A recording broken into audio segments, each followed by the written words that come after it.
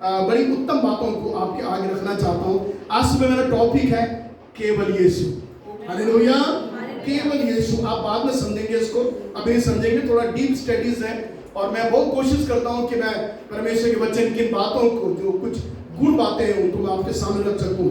मैं आज सुबह के वक्त में प्रभु यीशु मसीह के रूपांतर के बारे में बात करने जा रहा हूँ वचन में से, जो मत्ती के सुसमाचार के 17 अध्याय और उसके 1 पद से लेके 8 पद तक हमको मिलता है। मैं कोशिश करता हूं कि मैं अगर स्क्रीन पर दिखाऊं आपको तो आपको समझने की थोड़ा इजी हो जाए, ताकि थोड़ा हम लोग कंफ्यूज ना हो, सब बातों को आप समझ जाएं। तो ये भी ज़्यादा लंबी चौड़ी स्टडी नहीं है, ये थोड़ी सी बातें हैं लेकिन बड़ी मीठी सी बातें हैं। सो यीशु मसीह अपने चेलों को लेकर, पतरस, याकूब और यूहन्ना को लेकर प्रभु यीशु मसीह पहाड़ पे चला गया। सुनिए बहुत ध्यान से, केवल 8 पद के अंदर ये बातें मिलती है हमको, 1 पद से लेकर 8 पद तक।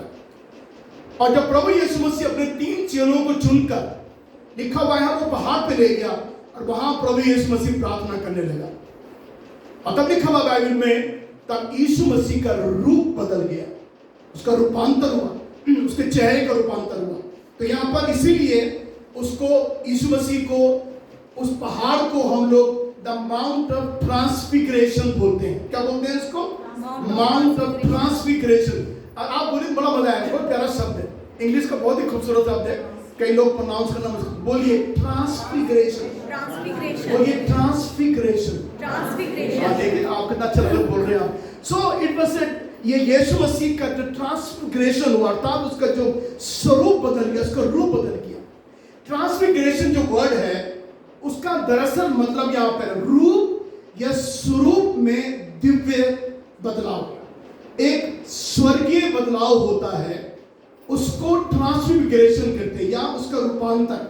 मतलब मनुष्य जो होता है वो रियल नहीं होता, वो बदल जाता है, उसका चेहरा बदल जाता है, वो खूबसूरत दिखाई देता है।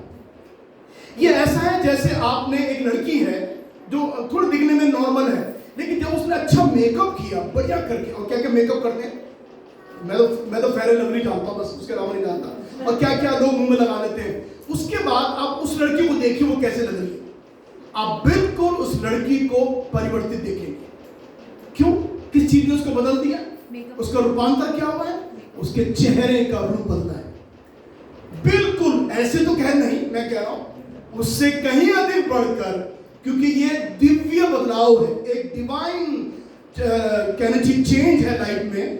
और ये प्रभु यीशु के साथ इस जमीन पर हुआ। अब आप कल्पना कीजिए, यीशु मसीह जमीन पर मनुष्य बन के आया है और यहां पर उसका रूप बदल गया, रूप बदल गया उसका।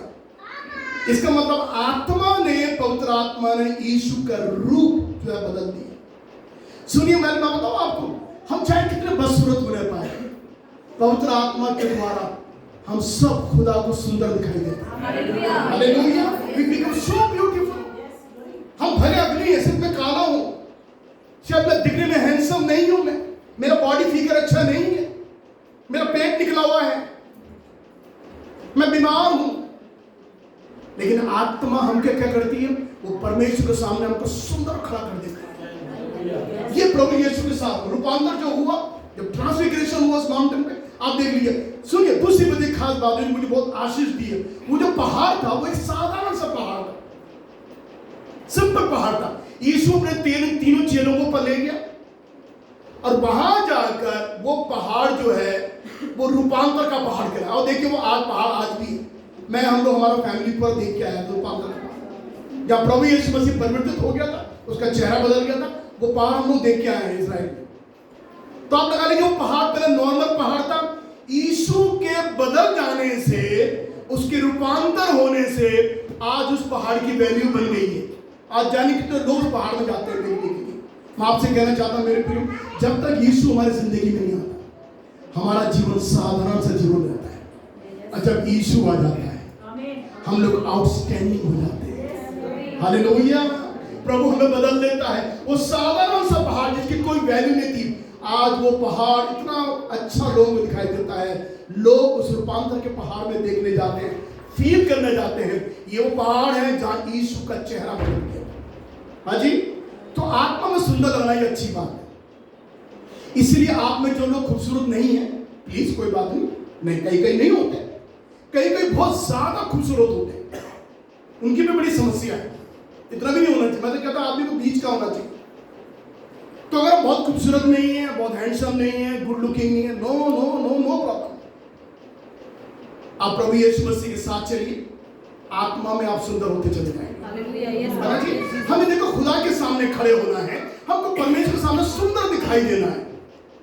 एक बच्चे चाहे कितने भी बदसूरत हो, माँ बाप के लिए बच्चे बहुत खूबसूरत होते हैं। माँ सिर्फ मेरे लिए बच्चे लगे अरे ये बच्चा काला है, अरे बच्चा महंगा है, लेकिन मेरे माँ बाप के लिए वो बच्चे खूबसूरत होते हैं। उसी प्रकार से मेरे प्रियो, हम जब यीशु के साथ चलते हैं, यीशु के अनुभव में रहते हैं, हम सुंदर होते चले जाते हैं और हमारा बाप हमें पसंद करता है, वो हमें लाइक करता है, क्योंकि यीशु मसीह के द्वारा सुंदरता हमें मिली है। इसलिए दुनिया की ब्यूटी के पीछे मत दौड़ो, अपनी आत्मा की ब्यूटी के पीछे दौड़ो, क्योंकि वो जरूरत हमारे लिए है। सो यीशु मसीह का रूपांतर पहाड़ में हुआ, यीशु मसीह का रूप बदल गया, है ना जी। तब यीशु अपने साथ पतरस, याकूब, यूहन्ना उस पहाड़ पे ले गया और वहां यीशु का रूप बदल गया, है ना जी, लिखा हुआ है। और रूप क्या बदला? दो चीजों में परिवर्तन आया। यीशु के वस्त्र ज्योति के समान उजले हो गए। सुनिए, यीशु के वस्त्र ज्योति के समान उजले हो गया। दूसरी बात, यीशु का मुंह जो सा वो सूर्य के समान चमकने लगा। अरे बाप रे बाप, व्हाट अ चेंज, क्या परिवर्तन है। यीशु के वस्त्र बदल गए और वो ज्योति के समान चमकने लगे, है ना जी। और यीशु का जो मुंह था वो सूर्य की नाई चमक रहा था। आपका मालूम है, ये केवल एक झलक है यीशु मसीह के स्वर्ग में होने की। कान खोलने के अपने, क्योंकि जब यूहन्ना ने दर्शन में प्रभु यीशु को स्वर्ग में देखा तो उसने वो एक बदलाव देखा जो उसने पृथ्वी पर देखा था। और यहां पर क्या है? यहां पर एक झलक है यीशु के वस्त्रों की और यीशु मसीह के मुंह की। और प्रकाशित वाक्य में लिखा हुआ है, और इसलिए बाइबल में पतरस और यूहन्ना दोनों गवाही देते हैं कि हमने यीशु की ऐसी महिमा देखी। चेलों ने यीशु मसीह की महिमा को देखा, और जब वो पत्र लिखते हैं तो वो ये कहते हैं कि हमने यीशु की ऐसी महिमा देखी। हालेलुया। यीशु मसीह का चेहरा बदल गया, उसके कपड़े बदल गए। और जब यूहन्ना ने पतमुस टापू में जब दर्शन देखा तो वहां पर उसने यीशु मसीह को वही देखा, उसका चेहरा सूर्य की नाई चमक रहा था। आपने कभी तो कोई इंसान देखा जिसका चेहरा चमक रहा हो? और ये ऐसा हुआ जैसे मूसा के साथ हुआ। जब मूसा पहाड़ पर परमेश्वर के साथ था, उसका मुंह ऐसी चमकने लगा। मेरे प्रिय, एक साधारण सी बात मैं आपसे कहना चाहता हूं। जब आप और मैं प्रभु की उपस्थिति में रहते हैं और ठहरते हैं, हमारे साथ बिल्कुल वैसे ही होगा जैसे मूसा के साथ हुआ और जैसे यीशु मसीह के साथ हुआ। देखिए, मसीह जीवन एक धर्म का जीवन नहीं है। क्या आप एक क्रिश्चियन हैं तो धर्म में आप खींचे चले जा रहे हैं? नहीं। मसीह जीवन आपको खींच कर ईसाई नहीं बनाता, परंतु रोज आपको बदलता है। हालेलुया। रोज आपका चेहरा बदलता है, रोज हम अंश करके बदल जाते हैं। पौलुस कह रहा है, अभी मालूम नहीं हम क्या हैं, लेकिन एक समय आएगा जब यीशु आएगा, उसके समान हम हो जाएंगे। आप समझ रहे हैं? तो हम बदल रहे हैं। प्लीज बदलने की कोशिश करें अपने आप को, जरूर बदलें अपने आप को। वो पुराने आइडिया में मत रहिए, बदलिए अपने आप को, क्योंकि आपको प्रभु बदलना चाहता। तो यहां पर जब रूप बदला यीशु मसीह का, चेलों ने देखा, उसके बाद मूसा एलिया प्रकट हो गए। ये बड़ी अजीब सी बात है। बाइबल के ये दो जो लोग हैं, ये दो जन जो है, ये बाइबल के महाप्राचीन लोग हैं, आदरणीय हैं ये लोग, ये धन्य लोग हैं। मूसा और एलिया जमीन पर आ गए। परमेश्वर ने स्वर्ग से इन दोनों को भेज दिया, किससे बात करने के लिए? यीशु से बात करने के लिए। अब आप सुनिए, बड़ी खास बात है जो यहां पर हम देख रहे हैं वचन में से। ये लोग क्यों आए थे मालूम आपसे? ये दोनों ही क्यों आए थे? इब्राहिम क्यों नहीं आया, है ना जी? याकूब क्यों नहीं आया? यूसुफ क्यों नहीं आया? आदम क्यों नहीं आया? ये पुराने नियम के दो लोग क्यों आए थे? तो थोड़ा सा आपको एक थियोलॉजिकल बात बता देता हूं खास करके, कि मूसा जो है व्यवस्था को प्रकट करता है। मूसा ने व्यवस्था लिखा, मूसा ने कानून लिखा, 10 आज्ञा मूसा ने लिखी। सो मूसा पुराने नियम की व्यवस्था को प्रस्तुत करता है, और और एलिया जो है वो सारे भविष्यवक्ताओं को प्रकट करता है। इसीलिए ये दो लोग आए थे प्रभु यीशु मसीह से मुलाकात करने के लिए, और इनका मालूम इनका एजेंडा बात करने का क्या था?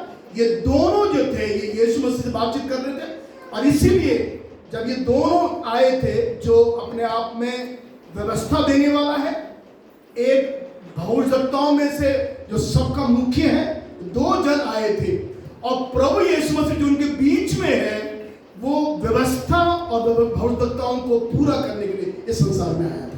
और आप जानते हैं मत्ती 5 अध्याय में यीशु मसीह ने कहा, मैं क्या करने आया? मैं व्यवस्था को लोप करने नहीं आया, मैं भविष्यवाणी को लोप करने नहीं आया, परंतु मैं तो व्यवस्था और भविष्यवक्ताओं को पूरा करने के लिए आया हूं। सो यहां पर दो लोग जो हैं, ये दोनों जो थे ये परमेश्वर के द्वारा भेजे गए लोग थे जो यीशु मसीह के सामने प्रकट हुए जब प्रभु यीशु मसीह प्रार्थना करते। कितनी अजीब सी बात है कि यीशु प्रार्थना कर रहा है, उसके बगल में मूसा और एलिया प्रकट हो गए।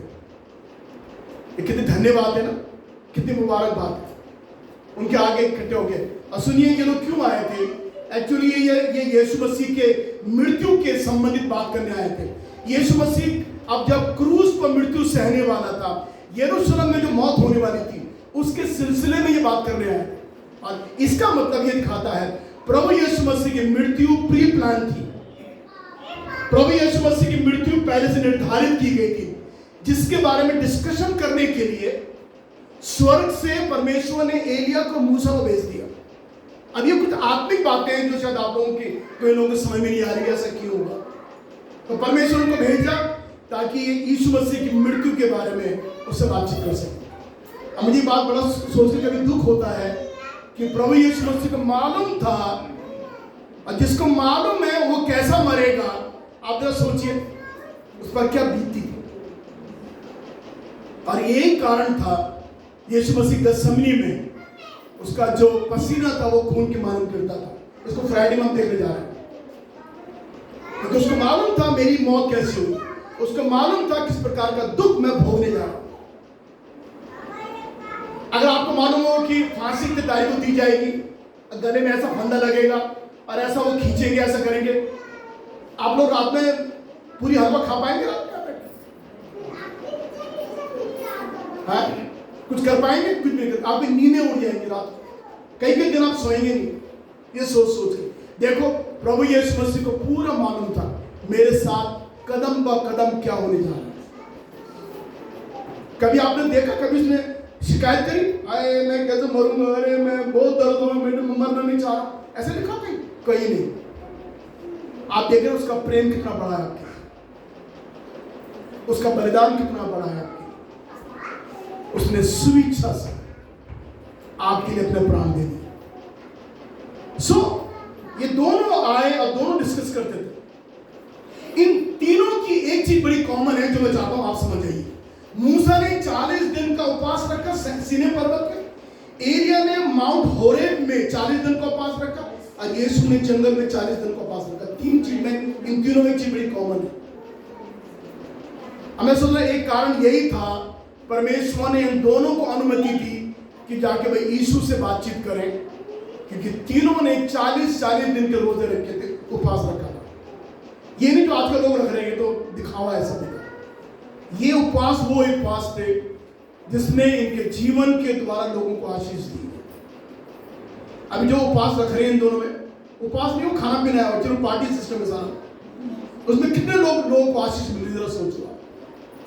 आजकल रोज अपने घर में, कई लोगों के घर में 40 दिन खाना ही नहीं बनता, रात में डिनर नहीं बनता। डिनर में कहीं खा के आते हैं आराम से। यहाँ तो काम है, अगर आप बाहर जाओ तो बाहर तो रात में पूरा ऐसा होता है शादी हो रही किसी घर में, पूरे कुक लग रहे थे खाने बनाने में। अरे शर्म करो, ये खाना खा रहे हो तो तुम यहाँ पर यीशु मसीह के दुख बना रहे हो, तुम तो शर्म नहीं आती क्या? देखिए ये किस प्रकार के लोग हैं, ऐसे उपवास रखने वाले लोग जिन्होंने जंगल में उपवास रखा, जिन्होंने एलिया ने रखा, मूसा ने रखा, यीशु ने 40 दिन जंगल में उपवास रखा। कितने लोग हैं तो 40 दिन जंगल में जाकर उपवास कर रहे हैं बैठे? जरा सोचो आप। This is practical, but this is not practical. कि आप जंगल में बैठ के उपवास रखें, देखिए परमेश्वर आशीष देगा, खाइए पिए मत कुछ। सो इन तीनों चीजों की, इन लोगों की, तीनों लोगों की एक चीज बड़ी कॉमन है कि ये तीनों ने 40-40 दिन को उपवास रखा। ओके, एक बड़ी खास बात है और मैं आपको बताना चाहता हूं। यीशु उठा लिया गया, एलिया को उठा लिया गया, मूसा के लोग गायब हो गए। तीनों, आप सोचिए बात के बारे में। गायब इन सेंस ये था कि मूसा के लोग के बारे में स्वर्गदूत मिकाएल जो था वो शैतान से बात कर रहा था। वो ये कह रहा था कि इसके लोग मुझे मिल जाए। शैतान जो था वो यीशु मसीह, कहना चाहिए मूसा के लोग के बारे में बात करता। केवल एक स्टडी में आपको दे रहा हूं आपको समझ के लिए। सो ये तीन लोग जो है बड़े इंपॉर्टेंट है हमारे लिए जानने के लिए। तब पतरस ने यीशु से कहा, कितना अच्छा है हम यहाँ हैं, इच्छा हो तो 3 मंडप बनाए, तेरे लिए, एक मूसा के लिए, एलिया के लिए। अब पतरस यीशु से बात कर रहे हैं। जब यीशु को उसने तीनों के साथ देखा, सो बाइबल में लिखा हुआ है पतरस को ये बात लालच हो गया, अब क्यों ना हम लोग 3 मंडप बनाए, मतलब 3 झोपड़ियां बनाए। क्योंकि पुराने नियम में यहूदियों के लिए कस्टम था कि वो साल में 7 दिन के लिए झोपड़ी में रहते थे। वो लोग झोपड़ी को पर्व बनाते थे। तो क्या पतरस वही यीशु मसीह कह रहा, प्रभु कितना अच्छा है अगर हम लोग झोपड़ी बनाए, यहाँ पर झोपड़ी का पर्व करें 7 दिन के लिए। मतलब पतरस ये कहना चाह रहा था कि 7 दिन के लिए एलिया मूसा यहीं बैठ रहे हैं हमारे साथ। वो तो स्वर्ग से कुछ समय के लिए आए थे, वहां बैठने के लिए नहीं आए। आप समझ रहे? और पतरस कह रहा है प्रभु कितना अच्छा है यहाँ पर है हम लोग, तो प्रभु क्यों ना हम लोग 3 झोपड़ियां बनाए, 3 मंडप बनाए हम लोग यहाँ पर आके, एक तेरे लिए, एक मूसा के लिए और एक एलिया के लिए, और सारे इजरायली आ जाएंगे, 7 दिन खूब चिकन बिरयानी खाएंगे बैठ। ये तो था उनका मतलब कहने का। तो वो 7 दिन का झोपड़ियों के पर्व के बारे में पतरस यीशु मसीह से बात कर रहा है। और देखिए कई बार हम लोग बड़े स्वार्थी होते हैं, हम अपने बारे में बात करना पसंद करते हैं, अपने रहन सहन के बारे में, अपनी ख्वाहिशों के बारे में बात करना पसंद करते हैं। ये जिस प्रकार का है, एक्चुअली ये एक पर्व है जो यहूदी लोग प्रकार बनाते हैं, इसको सुकोत बोलते हैं हिब्रू भाषा में। ये फीस्ट ऑफ टैबरनेकल होता है जिसमें लोग अपने घर छोड़कर 7 दिनों के लिए तंबू में रहते हैं। लोग इस तरह से लोग रहते हैं। तो पतरस का मतलब वही था प्रभु यीशु से कि हे प्रभु क्यों ना हम लोग 3 मंडप बनाए, 3 झोपड़ियां बनाए हम लोग, एक तेरे लिए, एक मूसा के लिए और एलिया के लिए। और जब ऐसे ही कह रहा था, अचानक से बाइबल लिखा आकाशवाणी, सुनिए ध्यान से, मैं एंड कर रहा हूं कहकर, और लिखा वो देखो उस बादल में से एक शब्द निकला कि ये मेरा प्रिय पुत्र है जिससे मैं प्रसन्न हूं, इसकी सुनो। बोलिए क्या करो, इसकी सुनो। किसकी सुनो? यीशु की सुनो। अब आप बोलिए अब तक मैं क्यों सब बातें बता रहा था आपको, अब मेरा कंक्लूजन सुनिए ध्यान से, मैं चाहता हूं आप ध्यान से सुनिए, अब तक आप समझे नहीं होंगे। स्वर्ग से मूसा भी आ गया, एलिया भी आ गया, यीशु बीच में है। जब पतरस ने ऐसी बड़ी विचित्र बात करी तब सुनिए स्वर्ग से क्या आवाज आई। लिखा बादलों में से एक शब्द सुना। सुनिए श्याम ध्यान से देखिए बाइबल पर लिखा हुआ, और वो शब्द कहां से आया? परमेश्वर पिता स्वर्ग से बादलों के बीच में से आवाज देके कह रहा है, ये मेरा प्रिय पुत्र है जिससे मैं प्रसन्न हूं, इसकी सुनो। मतलब पतरस तू अपनी बातें मत कर, अपनी इच्छाओं को मत रख, अपने ही बातें मत बोल, तू केवल यीशु की बात सुन। आज मैंने बताइए कितने मसीह जो लोग हैं वो परमेश्वर के वचन के आधार पर यीशु की सुनते हैं। ये मैं नहीं कह रहा भैया, मैं बिल्कुल निर्दोष हूं, ये तो परमेश्वर कह रहा है मेरे बेटे की सुनो। क्यों सुनो? बोलिए क्यों सुनो? परमेश्वर कह रहा है क्योंकि मैं इससे मैं प्रसन्न हूं, और जिनसे हम प्रसन्न होते हैं उनके हम सुनते हैं। लिखा हुआ है ये मेरा पुत्र है, इसकी सुनो। आज से एक चीज हम सीख जाए, किसी की सुनने की हमको जरूरत नहीं। अब मेरी मत सुने, मेरे ओपिनियन या मेरे विचार आपके लिए गलत हो सकते हैं, लेकिन ना एक की सुनो जिसके बारे में परमेश्वर जिसको प्रमाणित कर रहा है। लिखा हुआ है वो मेरा प्रिय पुत्र है, और इसलिए क्योंकि मैं उससे प्रसन्न हूं तुम इसकी सुनो। और सुनिए इसकी सुनो। एक टाइम था जब शादी में दाखरस घट गया, खत्म हो गया, तो बड़ी प्रॉब्लम आ गई। क्या हो, कहां से आएगा खाना पीना? मेरा शादी में अगर अब ईसाई धर्म में तो बिरयानी बनवा देते हैं, बड़ा बड़ा खाना मीट का बनता है, और वो खाना कम पड़ जाए तो कितनी प्रॉब्लम, या खाना खत्म हो जाए तो। और मैं सच कह रहा हूं, कितनी बार मैंने जब ये कहानी पढ़ी, ये बाइबल में से पढ़ा है, मैंने इस चीज को अपनी जिंदगी अप्लाई किया। भाई खाना कम नहीं पड़ना चाहिए। मैं सच कह रहा हूं आपको, मैंने बाइबल से सीखा, मैंने, मुझे मालूम था। अभी भी कोटद्वार में डिनर था, हम जो है ना, और हम सब यहाँ पर गए हुए थे, जो लोग, बड़ा अच्छी बड़ी मीटिंग थी, और उन्होंने पूरा डिनर किया हुआ था। मैं बार बार भाई अमृत से कह रहा, मैंने कहा बिरयानी कब तक पड़ी? कहीं नहीं, फिर सब चेक हो जाएगा। फिक्र हो जाती है, इतने लोग आगे चाह, कहाँ से खाना पूरा जाएगा, कम पड़ गया क्या होगा, लोग बेचारे भूखे जाएंगे। तो मुझे खाना बच जाएगी, मेरी फिलॉसफी है, लेकिन कम नहीं पड़ना चाहिए। आप ये लगा लीजिए, जब दाखरस घट गया, एक बड़ा बवाल की बात शादी में थी, लेकिन सबसे अच्छी बात वहां पर थी, यीशु मसीह वहां थे। हालेलुया। आपके बवालों में, आपकी समस्याओं में, आपके बड़ी बड़ी प्रॉब्लम्स में अगर आप देख रहे हैं, अगर यीशु नहीं है तो सोचने वाली बात है, पर अगर यीशु है तो आप चिंता ना करो। तब मतलब वो जो नौकर थे, जो वहां पर काम करने वाले थे, उनसे मरियम ने कहा, मैं चाहता हूं ध्यान से सुने बात को। मरियम ने कहा, सुनो, जैसा ही कहता वैसे कर लो। हालेलुया। मरियम ने, जिसको आज लोग पूछते हैं, और कौन पूछते हैं आप जानते हैं, मुझे कहने की जरूरत नहीं। दुनिया में कितने ज्यादा लोग मरियम को पूजा करते हैं, पूजा लिटरली पूजा होती है उसकी। वो जो पूजनीय मरियम है, वो पूजनीय मरियम लोगों से कह रही, ये जो कहता वही कर लो भैया, काम हो जाएगा तुम्हारा। जिसको लोग पूछते हैं वो पूजनीय कहती है, इसकी सुनो। मैंने एक बार रोमन कैथोलिक फादर से बोला ऐसे, वो हमारे आए हुए थे। आप जानते हैं रोमन कैथोलिज्म, ये लोग मरियम की कथा सुनते हैं, यीशु का नंबर सेकंड है, इस तरह से मरियम फर्स्ट है, यीशु सेकंड है, ऐसा है वहां पर। ओके, तो मैंने उनसे पूछा, मैंने कहा सबसे बड़ा कैथलिक तो मैं हूं। कह रहे हैं जी, आर यू रोमन कैथलिक? मैंने कहा रोमन कैथलिक। मैं कैथलिक हूं, रोमन नहीं हूं, मैं भारतीय कैथलिक हूं। मैंने उनको बोला कि आप कैसे बोल रहे हैं? मैंने कैसे बोल रहा हूं कि आपने वो फॉलो नहीं किया जो मैं फॉलो करता हूं। क्या ये क्या कह रहे हैं? मैंने कहा क्योंकि आप कहते हैं कि आप मरियम को फॉलो करते हैं, लेकिन मरियम तो यीशु को फॉलो करती है। मरियम ने लोगों से कहा कि जो ये कहता वही करना। और मेरे प्रिय, मैं आपसे कहना चाहता हूं, अगर आप वो करेंगे जो प्रभु आपसे चाहता है, तो आपके घर में जरूर मिरेकल होगा। पानी दाखरस में कैसे बदलेगा आपको खुद अंदाजा नहीं होगा, आपको मालूम नहीं होगा आपके घर में क्या परिवर्तन आया है, अगर आप एक चीज सुनते हैं जिसके लिए मरियम ने हमसे बोला है।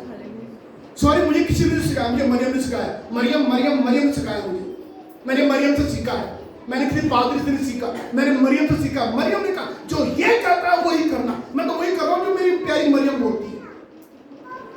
भैया आप सुन रहे हैं मैं क्या बोल रहा हूं? सबसे बड़ा कैथलिक तो मैं हूं, मैं तो मरियम को सुनता हूं। हमें रोमन नहीं है, मैं इंडियन कैथलिक, और कैथलिक का मतलब होता है यूनिवर्सल, विश्वव्यापी। आप देख सोचिए और देखिए, अगर माना उस दिन मरियम को अगर ये बात वो कहती नहीं, तो वहां पर खाने की पीने की जो समस्या घट गई थी वो पूरी नहीं हो पाती। आपके मेरे जीवन में कई चीज अधूरी जो होती है ना, वो मेरा यीशु मसीह पूरा कर सकता है। आप विश्वास करें मेरे प्रिय, हमारा अधूरापन चाहिए, हमारा प्रभु यीशु मसीह पूरा कर सकता है। राष्ट्र में आपसे कहना चाहता हूं, किसी की मत सुनो, क्योंकि ये मैं नहीं कह रहा हूं, ये मेरा पास्टर एक्सपीरियंस बोल रहा है, ये मेरा स्वर्ग का पिता बोल रहा है। तो तुम इसकी सुनो जिससे मैं भी खुश हूं। और आज मैंने देखा लोग चर्चों में भाग रहे हैं, पादरों के पीछे दौड़ रहे हैं, ये सोच रहे हैं कि भाई इनकी सोच ये बढ़िया। अरे उनकी क्या सुन रहे, वो तो उनके अंदर खुद कमियां हैं, वो इंसान है, वो गलती कर सकते हैं वो लोग। ये मेरा यीशु कोई गलती नहीं करता, उसकी सुनो। ये किसी ने नहीं कहा, परमेश्वर ने कहा, उसकी सुन। और सुनिए तब क्या हुआ, खास बात है, उस बादल में से निकले हुए शब्द को मूसा और एलिया ने भी सुन लिया। अब सुनिए क्या हुआ, जब एलिया मूसा ने सुना, दोनों गायब हो गए। क्या बात है, उस आवाज को केवल पतरस, याकूब, यूहन्ना ने नहीं सुना, केवल उस आवाज को जो स्वर्ग से आई थी, और ये दोनों भी स्वर्ग से आए थे, इन दोनों ने भी परमेश्वर की वाणी को सुन लिया कि तुम इसकी सुनो। भले तुम डिस्कशन करने आए हो इससे, लेकिन तुम इसकी सुनो। जैसे उन दोनों ने सुना, लिखा हुआ दोनों गायब हो गए। अब बताऊं क्या हुआ, लिखा हुआ है, और तब उन्होंने अपनी आंखें उठाकर यीशु को छोड़ और किसी और को अपने साथ नहीं देखा। मेरे प्रिय, आप कहना चाहता हूं, आपकी बदतर हालत में, आपकी बुरी परिस्थितियों में सब आपका साथ छोड़ देंगे, आपका पादरी भी छोड़ देगा आपको, लेकिन यीशु आपके पास खड़ा रहेगा। लिखा हुआ है, जब वो दोनों चले गए, इतने बड़े महारथी, इतने बड़े नामची, बड़े नबी, व्यवस्था लिखने वाला मूसा, ये दोनों गायब हो गए। सुनिए, जिन पर हम भरोसा रख के बैठे हुए, जिन व्यवस्थाओं में, जिन पादरियों पर भरोसा रख के बैठे हुए, एक दिन भाग जाएंगे आपको छोड़कर। आजकल एक ट्रेंड चल गया है प्रॉफिट का, भविष्यवक्ताओं का ना, हम पढ़ रहे प्रॉफिट भी भविष्यवक्ताओं का। मैं एक बात नोट करा मेरे इस अनुभव में, आप दक्षिण भारत में जाओ तो वहां तो प्रॉफिट है ही बहुत कम, एक दो, जबकि बाइबल ज्ञान उनको ज्यादा है। पंजाब में बच्चा भविष्यवक्ता, बच्चे। अभी मैं कुछ दिन देखा लड़का, मैं सुना 24-25 साल का होगा, टाई लगाई हुई, नीचे लिखा हुआ प्रॉफिट और ये नाम लिखा हुआ। मैंने कहा यार ये प्रॉफिट कब बना है? प्रॉफिट मतलब वेरी सीनियर मैन। ये 24-25 साल का लड़का जो प्रचार कर रहा है और उटपटांग बातें प्रचार कर रहा है, 25 साल का लड़का क्या अनुभव होगा? सब प्रॉफिट। पंजाब में बच्चा प्रॉफिट हो रहा है, बहुत दत्ता बन गया, नबी हो रहे सब, प्रॉफिट।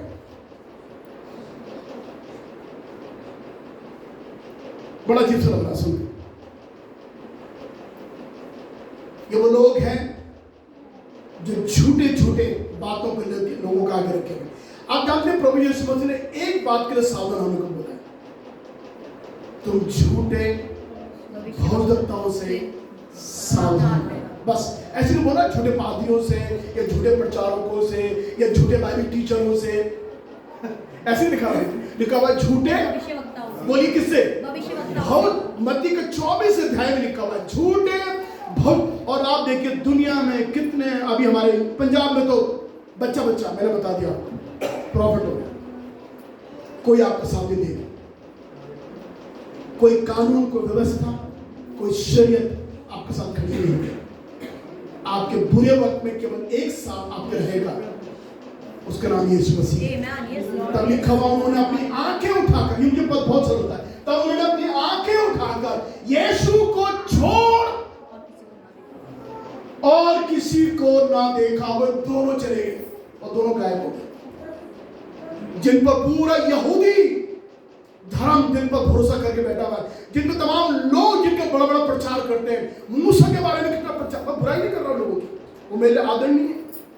एलिया के बारे में बड़ा प्रचार होता है, एलिया ने आग गिरा दी, मूसा ने व्यवस्था लिख दी, कानून लिख दिया, 10 हुक्म लिख डाले, बड़े काम इन्होंने किए।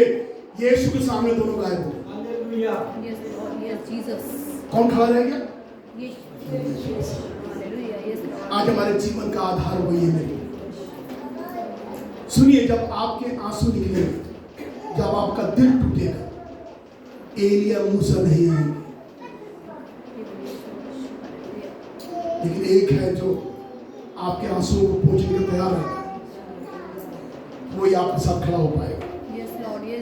मैं धन्यवाद देता हूँ भाई, इसलिए मेरे प्रभु यीशु मसीह ने एक बात बोली, जी उठने के बाद, स्वर्ग जाने से पहले प्रभु ने बड़ी अच्छी से बात लिखा हुआ है, देखो मैं जगत के अंत तक सदैव मीन्स हमेशा के लिए किसके संग हूँ? तुम्हारे संग। ऐसा बोले हालेलुया। सब पढ़े बड़ी आशीष मिली। लिखा देखो मैं जगत के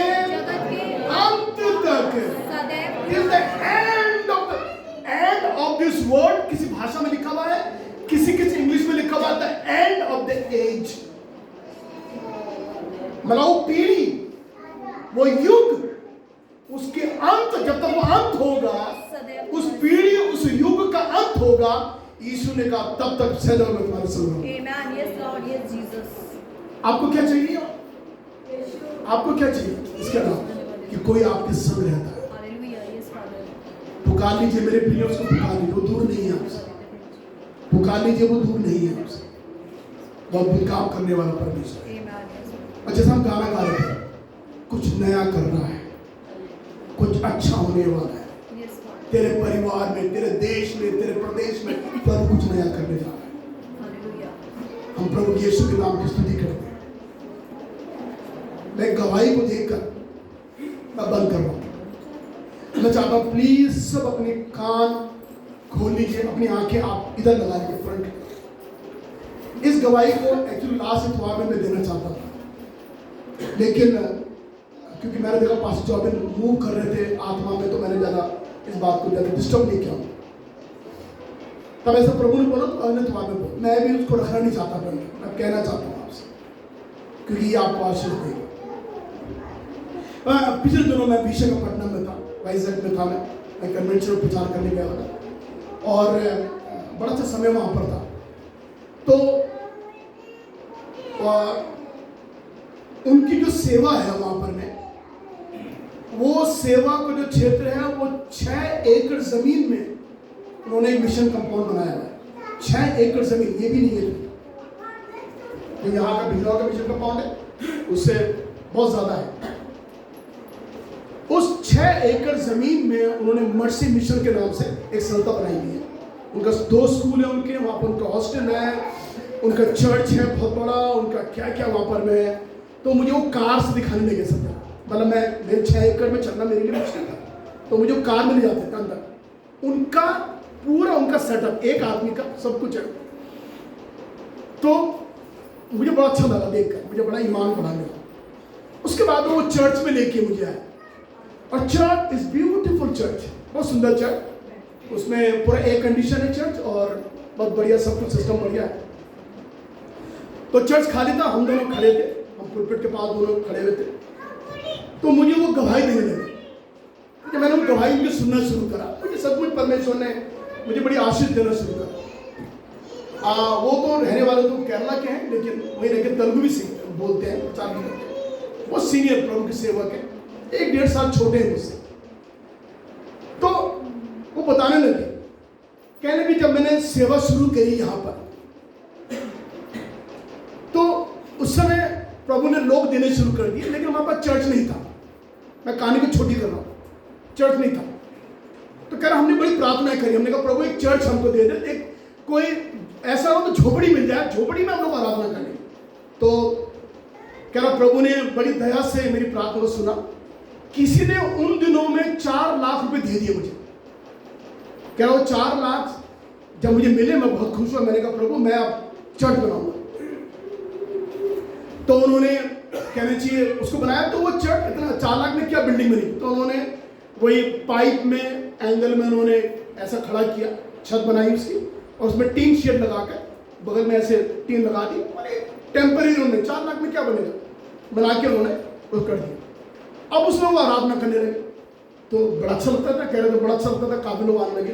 तो प्रभु ने कई गांव के लोगों को जोड़ना शुरू कर दिया, कई लोग चंगे होने लगे तो सब आने लगे। ऐसे ऐसे करते करते ऐसे दिन बीत रहे थे।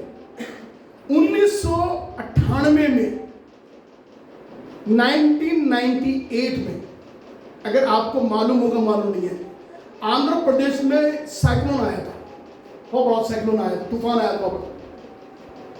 वो इतना बड़ा था कई घर उड़ गए उसमें, तो बहुत बुरा था। वो कह रहे अगले दिन सुबह जब मैं आया, मैंने देखा पूरा चर्च बर्बाद पड़ा, पूरा चर्च टूट के गिर गया, उसकी चद्दरें उड़ के जाने कहां चली गई।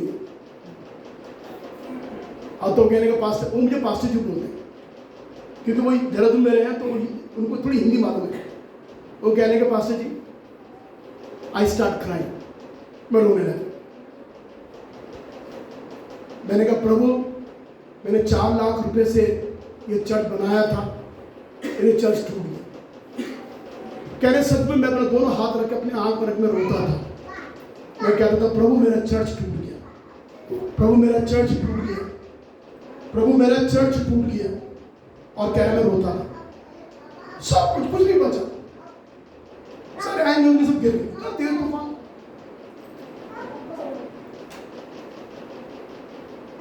तब कह रहे परमेश्वर ने मुझे बड़ी सावधानी से हमसे बातचीत करी वहीं पर जब मैं अकेला खड़ा था। तो परमेश्वर ने कहा तेरा ये चर्च मैंने तोड़ा, तेरा ये चर्च, कह रहा परमेश्वर ने साफ मुझसे बोली, मेरा आवाज सुनी, ये चर्च मैंने तोड़ा है। मतलब जो साइक्लोन जो आया है वो मैंने भेजा है, कह रहा चर्च तोड़ने को।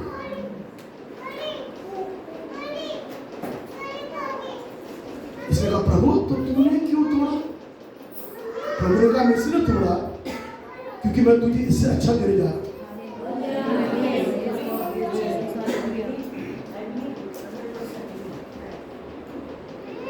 और कहने के पास जी आप आज इस चर्च में खड़े हुए हैं, हमने 85 लाख रुपए से ये चर्च बनाया है।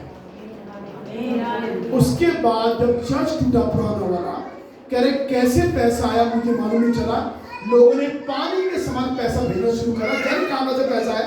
कह रहा मेरे पास कोई अकाउंट नहीं है, मेरे पास कोई लिखित नहीं है कि किसी ने कितना पैसा भेजा। लोग पैसा भेजते थे पागलों के समान, हम पैसा लगाते चले जाते, लगाते चले।